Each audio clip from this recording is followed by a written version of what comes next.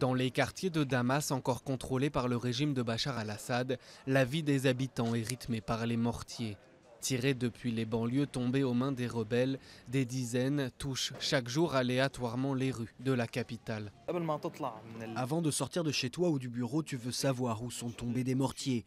Peut-être qu'il y a beaucoup de mortiers dans tel ou tel quartier et donc tu préfères annuler ta sortie. Un petit groupe d'étudiants a donc créé une page Facebook pour recenser le nombre de tirs et surtout leur localisation et pour prévenir les Damascènes avant qu'ils sortent de chez eux. Un moyen de survivre alors que la guerre civile dure depuis plus de 3 ans et a fait déjà plus de 191 000 morts. On compte le nombre de mortiers qui tombent sur la capitale ainsi que les dégâts matériels et humains. Chaque obus est un sujet en soi, une souffrance. Et en fin de compte, nos martyrs sont plus que des numéros.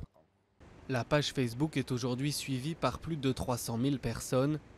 Durant les 5 derniers mois, ils ont recensé près de 1100 tirs de mortier qui ont fait 138 victimes et des centaines de blessés. Aujourd'hui, un réseau d'une vingtaine de correspondants se partage les quartiers de Damas. Nous sommes une petite équipe. Parfois, on réussit à aller directement sur le lieu du bombardement, mais parfois, ça prend un peu de temps. On va voir s'il y a des dégâts, des victimes ou des blessés afin de prendre les noms.